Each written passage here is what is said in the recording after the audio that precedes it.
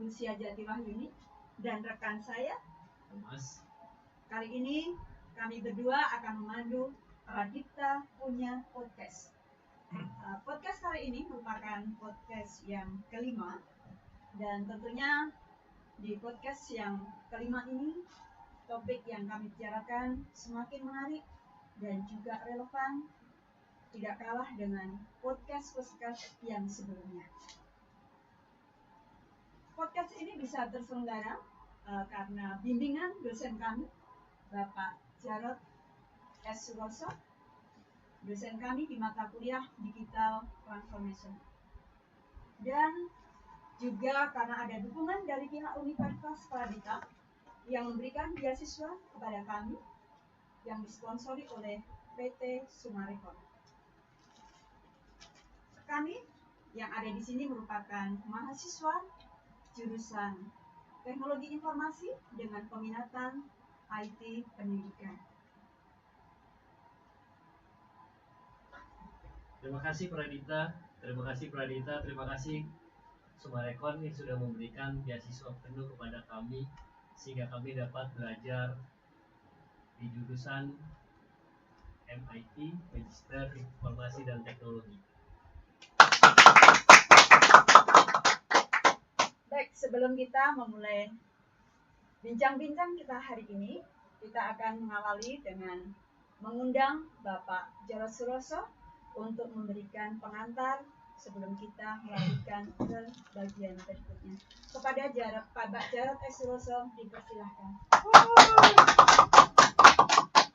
Selamat datang Pak Jarod. Terima kasih. Apa kabar Pak Jarod? Alhamdulillah baik, terima kasih.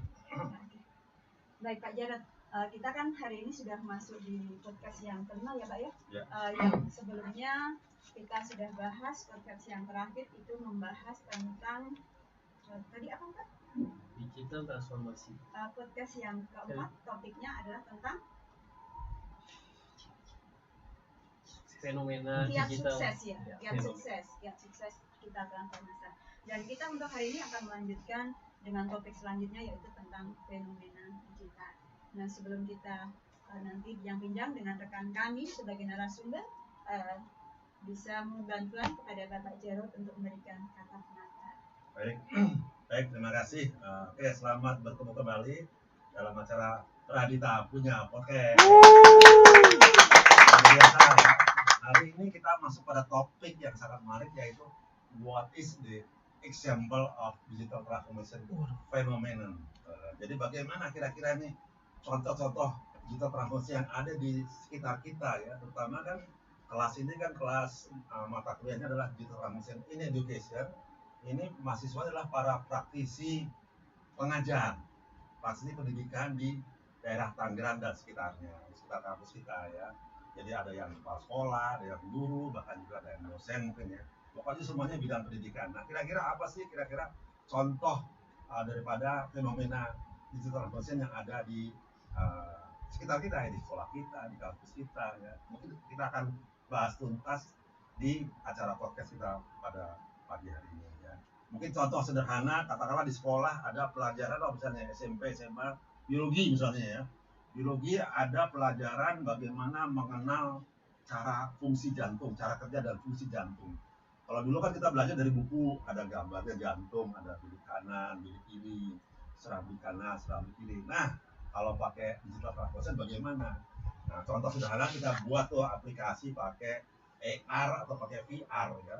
Pakai AR, katakanlah dipakai ada QR code-nya, ada QR code untuk belajar fungsi jantung. Nanti keluar tuh dari HP kita keluar tuh secara namanya visual 3 dimension ya, 3 dimensi.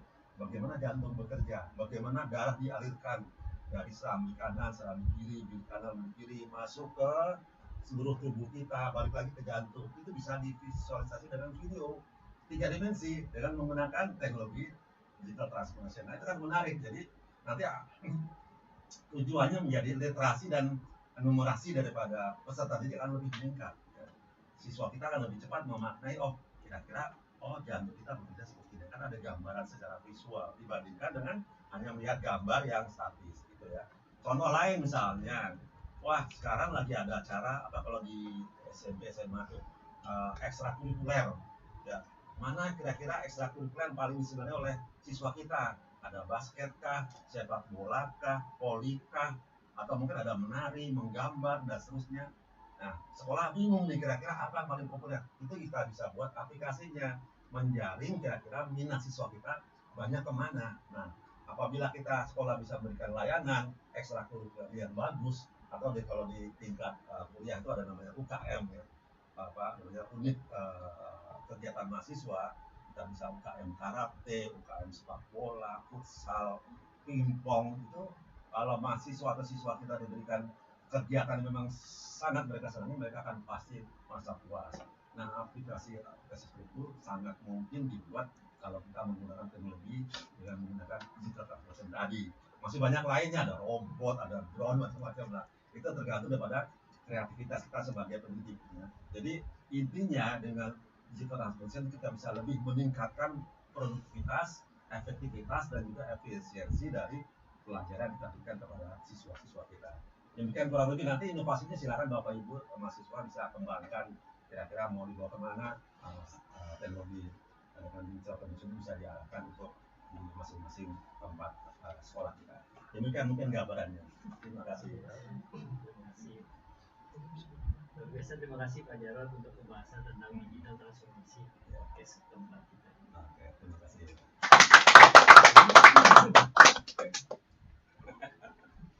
Kata sambutan dari Bapak Jarod, kita tidak akan berlama-lama, kita undang dua rekan kita yang cukup kompeten untuk topik pembahasan hari ini.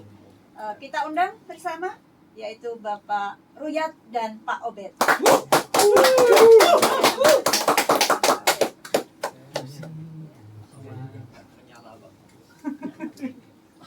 Emang membakar banget sih, bakar 45 menit. Pak Ruyat, Pak Robert, terima kasih sudah hadir memenuhi undangan kami untuk di podcast kali ini yang mengambil topik fenomena digital. Tentunya kalau kita lihat kita sebagai mahasiswa teknologi informasi pendidikan, kemarin kita sudah belajar banyak hal tentang digital transformation, dan pada kali ini kita akan secara lebih detail lagi membahas bagaimana fenomena digital dikaitkan dengan, terutama kaitannya dengan dunia pendidikan. Baik, mungkin sebelum lebih lanjut kita mengenal lebih jauh dulu profil dari Pak Obed dan Pak Ruyat. Mungkin bisa dari Pak Ruyat terlebih dahulu memperkenalkan kepada semuanya. Baik, terima kasih Bu Lucy atas kesempatannya. Perkenalkan teman-teman Pradita Podcast. Nama saya Ruyat. Saya merupakan salah satu pengajar di SMK Negeri 1 Kota Tangerang Selatan. Saya mengajar di Teknik Ketenaga Listrikan. Dan dalam kesempatan ini saya memberikan apresiasi kepada Pradita University dan juga PT Agung Sumarekon yang sudah memberikan kami adalah beasiswa full, sehingga kami berada di sini di tengah-tengah Bu Lucy dan Pak Thomas, juga teman-teman sahabat podcast Pak Pradita punya podcast. Kami adalah mahasiswa S2 dari Prodi MTI ya, dan dari konsentrasi MTI untuk education. Itu terima kasih dari saya. Ya, baik. Terima kasih Bu Lucy, Pak Thomas, juga Pak Ruyat yang tadi sudah memperkenalkan diri. Kenalkan, nama saya Franciscus Saverius Obed Dianto. Saya sekarang saat ini sebagai tenaga konseling atau guru BK di SMA Thomas Aquino. Ya baik, luar biasa sekali kedua narasumber kita ini. Tetap stay tune di podcast Pradita. Baik, kalau di topik sebelumnya, di podcast sebelumnya kita bahas tentang esensi transformasi digital, maka pada kesempatan ini kita akan bahas tentang fenomena digital yang tadi Bapak Jarod Suroso juga sudah memberikan paparannya di bagian pengantar, tapi kali ini kami ingin secara khusus meminta pendapat dari narasumber kami yaitu Bapak Wiyat dan Bapak Obed, berkaitan dengan fenomena transformasi digital yang saat ini sedang terjadi di sekitar kita. Mungkin boleh dari yang pertama, menurut Bapak berdua, fenomena transformasi digital itu seperti apa saja? Baik,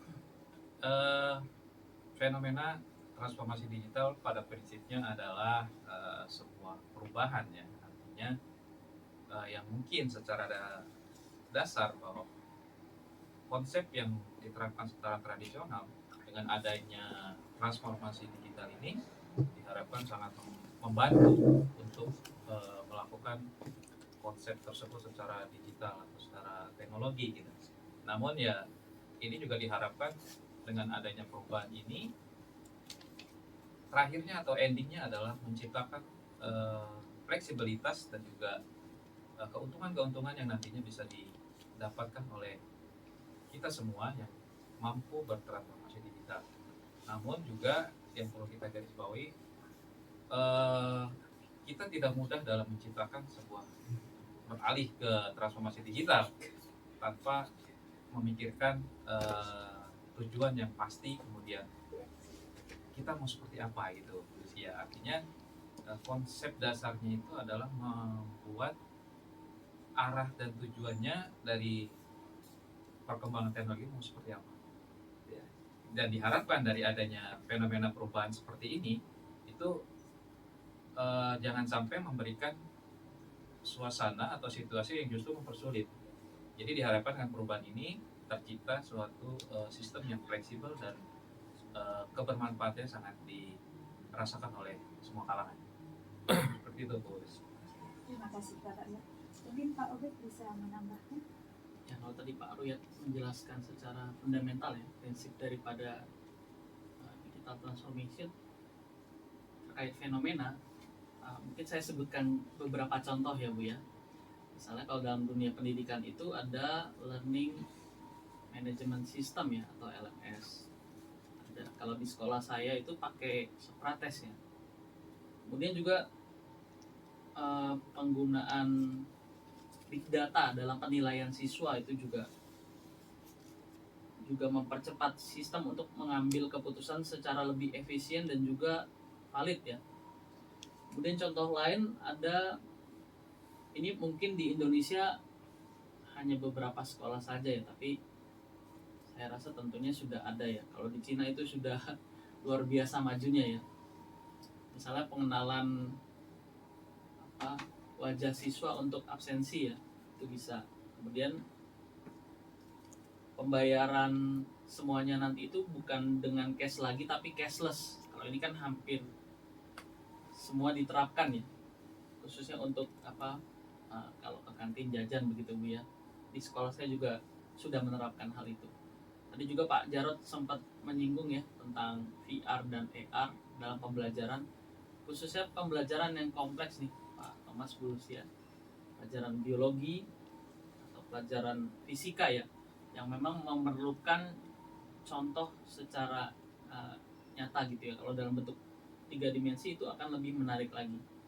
Jadi tentunya fenomenanya banyak sekali, tapi yang diterapkan di Indonesia itu memang tidak atau belum semaju yang ada di Cina seperti itu. Kita tentunya perlu belajar dari negara-negara yang sudah menerapkan digital transformasi secara masif gitu, seperti itu.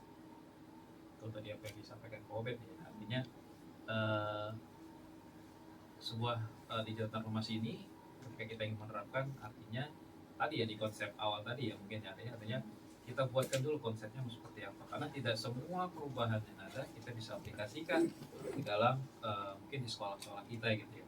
Tergantung dari kebutuhan seperti apa dan apa yang mau dikembangkan. Itu ya Pak Obed tadi ada kebutuhannya. paparan dari Pak Obed tadi juga menambahkan artinya seperti PJJ gitu ya, pembelajaran jarak jauh dan sebagainya. LMS tadi Pak Obed sampaikan ini juga sangat penting dan sangat membantu sekali di dalam proses pembelajaran, sehingga harapannya adalah tadi lebih efisien, kemudian fleksibilitas dan kebermanfaatnya bisa dirasakan oleh semuanya, intinya seperti itu. Kursi dan Pak Thomas. Baik, jadi kalau boleh dikatakan kita boleh bilang bahwa yang namanya transformasi digital itu mau tidak mau harus diikuti, gitu ya Pak ya? Iya, siap tidak siap, mau tidak mau Nah, kita itu. harus bisa bertransformasi dengan Siap, baik. Tidak Dan siap. juga intinya yang tadi jangan sampai juga memaksakan, artinya jangan sampai kita tidak memiliki SDM yang mampu dalam mengelola itu semua, terus kita paksakan, maka konsep digital transformasi itu tidak akan berjalan dengan baik. Jadi intinya tadi sudah disampaikan, teknologi sudah diberikan seperti PJ, JLM dan sebagainya. Big data tadi itu sangat luar biasa kalau kita terapkan di dalam sebuah sekolah gitu. Namun juga tergantung dari kebutuhan seperti itu. Jadi sampaikan evolusi dan siap tidak siap ya kita harus siap, dari prinsipnya seperti itu. Namun juga kita lihat dari kebutuhan itu. Baik, dari yang bapak-bapak sudah paparkan, kira-kira fenomena yang paling berpengaruh dalam dunia pendidikan mungkin bisa dijelaskan ke pemirsa. Baik, kalau menurut pandangan saya adalah beberapa yang sangat berpengaruh di dalam dunia pendidikan. Mungkin beberapa tahun ke belakang kita sudah pernah merasakan yang namanya pandemi ya, ada pandemi COVID-19 atau COVID-19. Di situ kita semua guru mendapatkan tantangan yang luar biasa. Salah satunya di dalam melaksanakan sebuah konsep pembelajaran yang memang awalnya mungkin secara manual adalah tatap muka secara langsung, tetapi dengan adanya pandemi tersebut kita dituntut untuk bisa menciptakan sesuatu yang bisa diterapkan dalam pembelajarannya secara online gitu.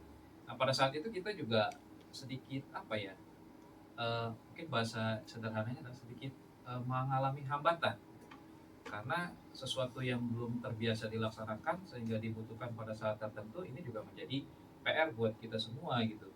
Terutama tadi apa sih pengaruhnya ya? Pasti sangat berpengaruh. Maka dengan adanya salah satu perkembangan dari digital ini yang tadi juga disampaikan oleh Pak Obed, adanya LMS dan PJJ itu sangat pengaruh sekali dalam proses pembelajaran, sehingga dalam keadaan pandemi seperti itu pun proses pembelajaran tetap dilaksanakan dan justru malah membantu dan lebih fleksibel juga ya, artinya tidak harus kita bertatap muka. Itu salah satu pengaruh yang terjadi akibat adanya perkembangan di dalam dunia transformasi digital. Jadi ada, kemudian yang kedua mungkin ada metode pembelajaran mungkin Pak Bete. Ya. Sekarang kan sudah berbasis media juga. Ada teman-teman yang sering mengikuti pelatihan-pelatihan yang berbasis AI dan sebagainya, di mana teknologi AI itu juga dibentuk atau dibuat untuk membantu guru-guru yang mengajar, terutama di kelas gitu ya, supaya apa, interaktif atau interaksi dalam pembelajaran berjalan aktif sehingga mudah dipahami oleh anak-anak kita gitu ya Pak Beda. Betul. Mungkin betul, Pak. Pak Beda ada tambahan tadi? Kalau ditanya dalam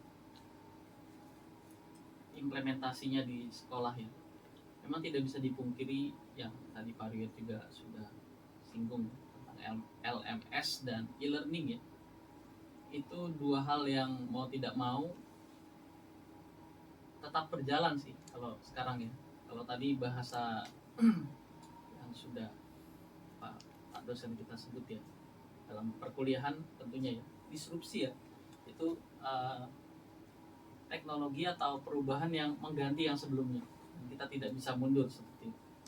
Cuma yang saya sorot di sini karena saya sebagai guru BK adalah dalam pemanfaatan AI misalnya, itu perlu ada etikanya. Itu yang mungkin masih jadi PR ya. Anak zaman sekarang ini kan secara skill IT-nya sebetulnya lebih hebat daripada kita nih. Nah, kalau kita sebagai pendidik, kita ketinggalan informasi, kita secara kompetensi juga kalah. Nah, apa yang mau kita bagikan? Bukankah siswa mendengarkan kita karena siswa tersebut merasa bahwa ada sesuatu yang bisa diajarkan kepada mereka? Dalam bahasa psikologi, guru itu menjadi zone of proximal, jadi pusat bertanya. Jadi kalau siswa itu tidak mendapatkan sesuatu dari gurunya, yang mana siswanya juga lebih hebat dalam hal IT tentunya, maka saya rasa pendidikan mundur justru ya. Tapi sebaliknya, pendidik yang mau menyesuaikan diri dengan tuntutan zaman dan juga dalam pembelajaran yang melibatkan transformasi digital, tentunya itu akan membuat pembelajaran relevan dengan perkembangan zaman. Terima kasih. Luar biasa, Luar ya. biasa. Oke, semoga melalui pemaparan dua narasumber kita hari ini, kita semua semakin dapat gambaran yang semakin jelas tentang fenomena digital. Kalau kali ini kita akan beralih, kalau tadi kami sudah memberikan beberapa pertanyaan untuk narasumber, untuk selanjutnya kami akan berikan kesempatan pada rekan-rekan, baik yang offline maupun yang online. Oke, kita mulai dari yang rekan yang offline. Mungkin ada yang mau mengajukan pertanyaan? Saya, Bu. Baik, dipersilahkan Pak Billy. Ya, baik. Terima kasih Bu Lucy atas waktunya dan kesempatannya. Izin bertanya, dari penjelasan dan pemaparan terkait dengan fenomena digital sudah sangat jelas dan kompleks gitu ya. Nah, pertanyaan dari saya, sejauh mana sudah diimplementasikan di sekolah gitu ya terkait dengan fenomena digital ini.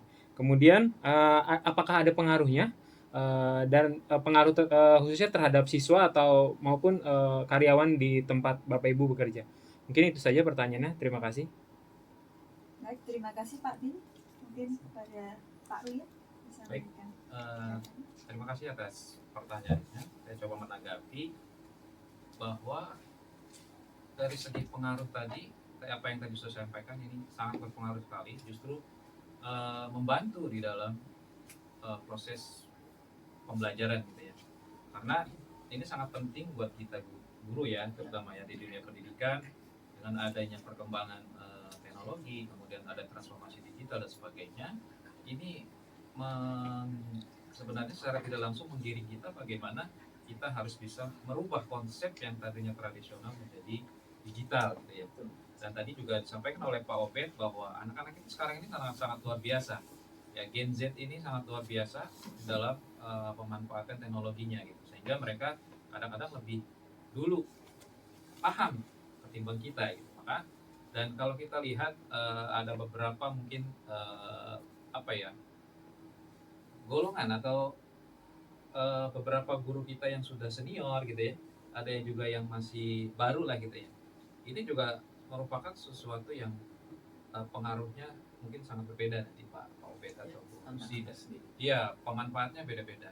Kalau bagi saya adalah salah satunya tadi di e-learning tadi mungkin tadi Pak Obed sampaikan itu sangat membantu sekali, dan juga metode pembelajaran juga sekarang sudah berbasis digital gitu ya. Ada banyak yang sudah menggunakan teknologi AI yang sekarang notabene banyak pelatihan-pelatihan yang berbasis AI dan sebagainya. Jadi secara tidak langsung sangat berpengaruh terhadap proses pembelajaran, terutama interaksi siswa dengan guru dan sebagainya. Dan ini sangat membantu sekali dalam hasil pencapaian akhir atau kualitas dari pembelajaran itu sendiri. Pak Obed ada tambahan? Pak Obed? Ya, jawaban saya sepakat ya dengan Pak Ruyat. Dampaknya itu ya cukup besar ya Bu ya. Terutama dalam hal administrasi tentunya jauh lebih efisien, yang mana kita sama-sama mengetahui bahwa administrasi guru itu banyak ya dan itu kadang menjadi problem tersendiri. Kita mau belajar meningkatkan kompetensi IT, tapi kita juga dituntut untuk memenuhi administrasi yang kadang hanya menjadi sebuah formal seperti itu. Kemudian yang kedua tentunya pembelajaran jauh lebih fleksibel ya, jauh lebih fleksibel. Siswa bisa belajar di mana saja, kapan saja, sehingga mendukung pembelajaran yang sifatnya lebih terbuka, lebih inklusif ya. Kemudian dengan pemanfaatan teknologi juga belajar itu tidak dibatasi ruang dan waktu ya. Di siswa mau tanya kapan saja, mau melakukan tatap muka seperti itu, tidak dibatasi ruang dan waktu. Khususnya saya sendiri karena saya guru BK seperti itu ya, Bapak Ibu. Jadi kalau di idealnya kan 150 murid dibanding 1 guru BK. Tapi dalam lapangannya dan yang tentunya saya alami juga itu 300 banding 1. Nah, itu kan 2 kali lipat seperti itu ya. Nah, bagaimana bisa memberikan sebuah layanan konseling yang bisa membackup atau paling tidak yang menyentuh sebagian besar, maka jawabannya adalah di pemanfaatan digital transformation tadi.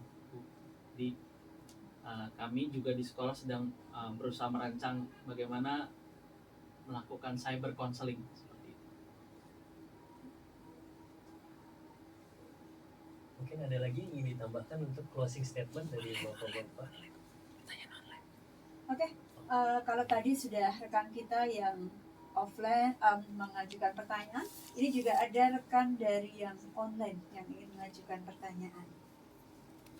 Pak Ferdi. Di sini Bapak Ferdi dipersilahkan.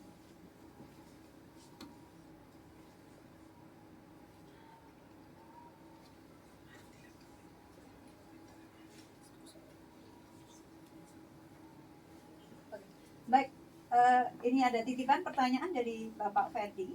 Bagaimana cara menentukan transformasi digital yang akan dipilih oleh sekolah? Mengingat bahwa fenomena digital itu begitu banyak sekali.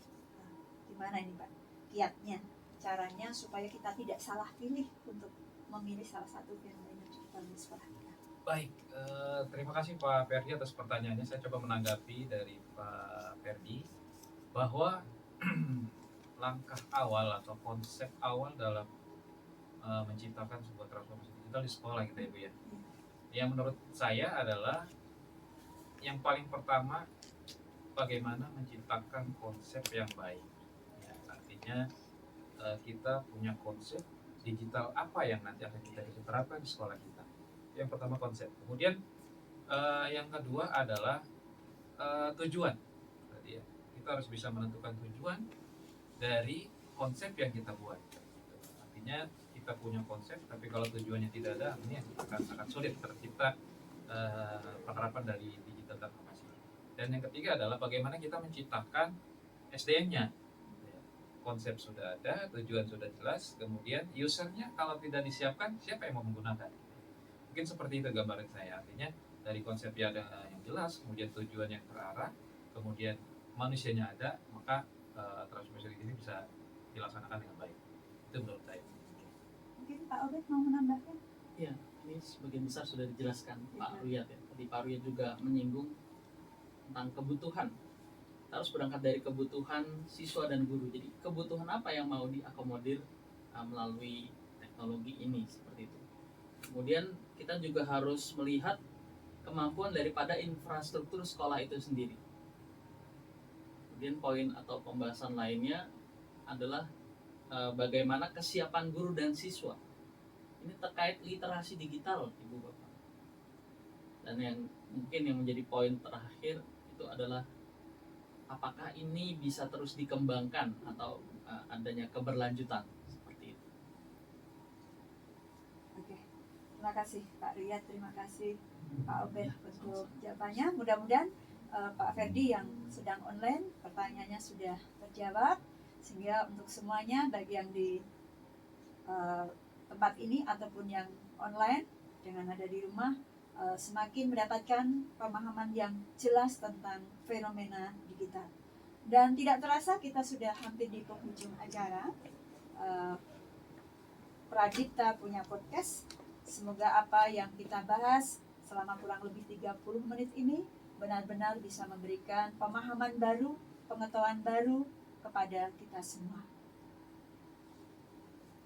Akhirnya saya Thomas dan Bu Lucy mohon undur diri. Terima kasih telah menonton dan mengikuti Pradipta Podcast. Namun sebelum kita mengakhiri, rasanya tidak afdol kalau pembicara kita, narasumber kita tidak memberikan kata-kata untuk ya istilahnya mungkin yang menghangatkan kita ya Pak ya, kata-kata yang nanti akan memberikan kesan atas acara ini. Boleh Pak Riyad kasih Baik, dari kata-katanya? saya sederhana, jangan takut bertransformasi, karena dengan bertransformasi kita akan lebih mudah untuk menghadapi dunia digital. Pantun. Itu saja. Oke. Jangan Pak Obed mungkin ada kata-katanya. Oke. Kata-katanya. Baik, ini saya mengutip perkataan klasik ya, klasik ya. Tidak ada yang berubah kecuali perubahan itu sendiri. Jadi jangan takut untuk berubah dan tetap rendah hati. Oke, demikian tadi Pradipta punya podcast episode kelima. Jangan lupa Like, like, comment, subscribe, and share. Sampai jumpa di Pradipta punya podcast yang membahas topik-topik aktual dan relevan. Sampai bertemu lagi di Pradipta punya podcast episode ke-6. Keren. Thank you. Terima kasih Pak Thomas.